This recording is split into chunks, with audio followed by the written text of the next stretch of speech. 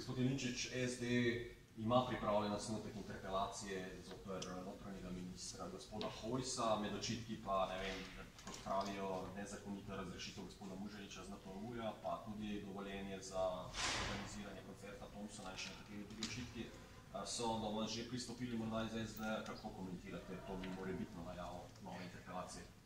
Prvo, niso stopili k meni, noben še ni prišel, tako da uradno o tem nič ne vem. Kar se tiče gospoda Muženiča, je vse v skladu z zakonom. Zakon določa in omogoča tako razrešitev, tukaj ni vprašanja. Kar se tiče pa očitka, da je gospod Hojs dovolil koncert Thompsonov, je neumen očitek. To je naredila uradnica na Ministrstvu za notranje zadeve, o tem gospod Hojs niti vedel ni, kar je tudi sam povedal. In je vprašanje, če je mogoče gospa uradnica kakšnega hrvaškega rodu, pa je pogodil, da Thompson pri nas poje neke ustaške pesmi.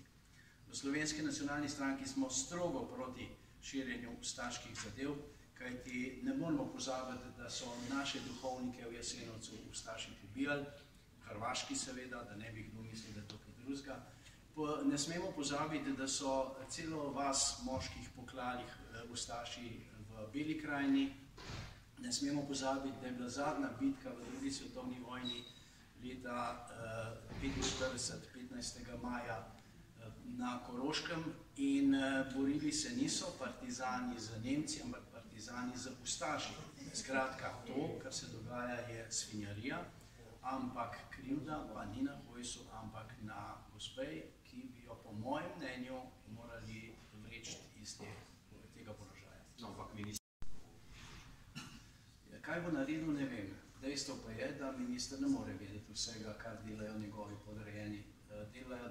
Zato so določeni oddelki in ti oddelki morajo delovati v skladu z usmeritvijo države. In državna usmeritev Slovenije zagotovo ni proklamiranje ustaštva in pa zločinov druge svetovne vojne, ki so jih storili oni. Sprav po tem, kar ste zdaj dejali, nekako lahko sklepamo, da interpelacije morebitne ne boste podprli proti gospodu.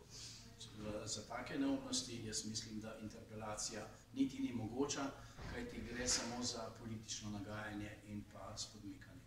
Zdaj, nekatere druge stvari še pred tem so že omenjali, recimo LMŠ so omenili možno interpelacijo zoper Hojsa že na ponedeljkovi seji, če nekaj o tem.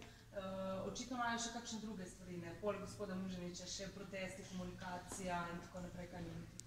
Kar se tiče protestov, protestirajo, organizirani protestirajo in za to organizacijo stojijo finančna sredstva, v glavnem 4 organizatorjem, pa je v višini 50 000 evrov in te zadeve se lahko pokažejo kot bumerang, ki bo udaril nazaj proti tistim, ki protestirajo. Mislim, da te zadeve ne sodijo v eno demokratično državo, protestirajo pa v bistvu tisti, ki imajo polno rit. Če lahko mogoče samo še glede interpelacije, to je seveda politično orodje, a ni prav, če govorite o svinjariji, da potem tudi nekdo prevzame politično odgovornost za to, kar je seveda minister.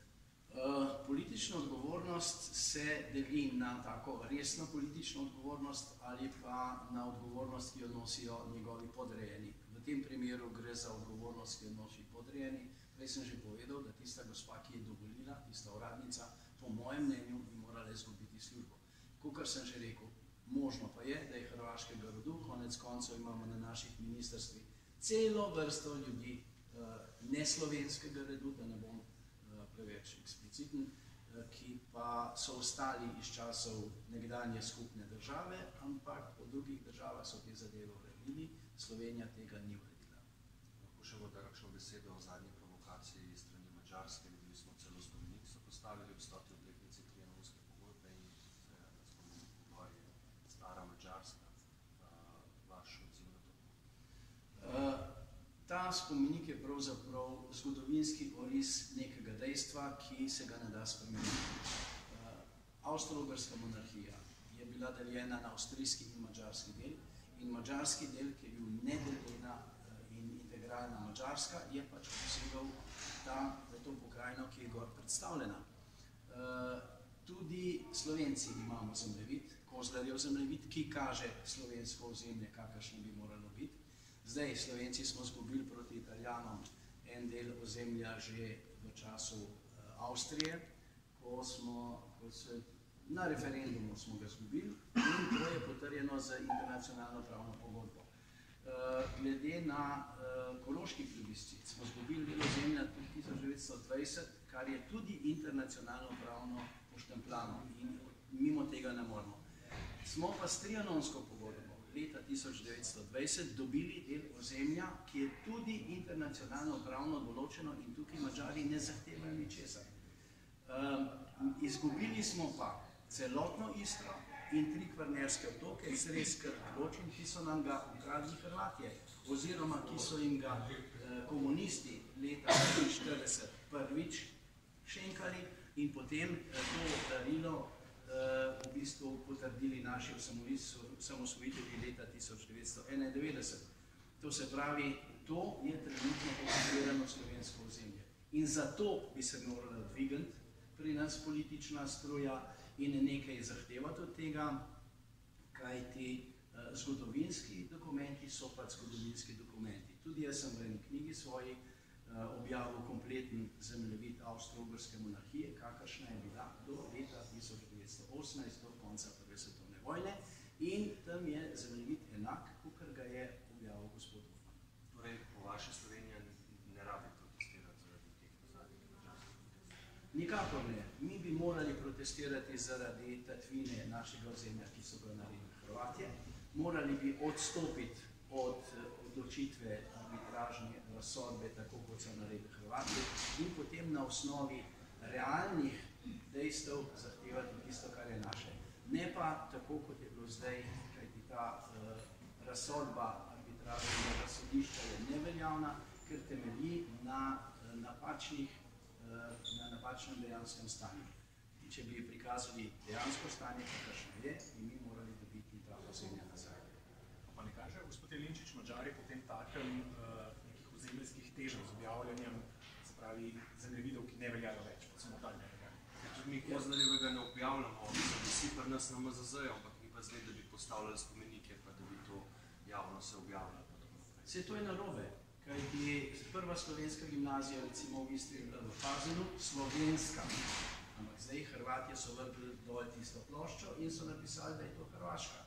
In tako naprej. Istrski prosvet je dokument, ki je slovenski, pa da Hrvatje temeljijo in zagovarjajo kot svojega. Da ne govorim o vseh ostalih zadevah. Hrvatje izkoriščajo in lažejo, ponarejajo dokumentacijo in dokumente, naša država se pa ne odzove. In pri teh silnih, tako imenovanih ekspertnih zgodovinarjih z dvojnimi doktorati in pa pri naših internacionalno pravnih strokovnjakih je to sramota, da se to ne zna rešiti. Kajti jaz mislim, da jaz lahko zberemo, Slovenski nacionalni stranki lahko zberemo 10 strokovnjakov, ki to rešijo do 3 mesecev. A Madžarska pa s tem po vašem ne kaže vse teže? Nikakor ne. Gre za spomin na neko zgodovinsko obdobje in je pač tako. Res pa je, da glede na to, da je Jugoslavija razpadla in da je ni več, se stanje vrača v zadnjo internacionalno pravno stanje pred razpadom oziroma pred nastankom te države, kar pomeni, da z utemeljitvijo lahko Madžari zahtevajo reko nazaj kot svoje pristanišče. In oni bodo to zahtevali. Zakaj pa ne? Oni se borijo za svojo državo, mi, Slovenci, pa se nažalost borimo za vse druge, razen za sebe.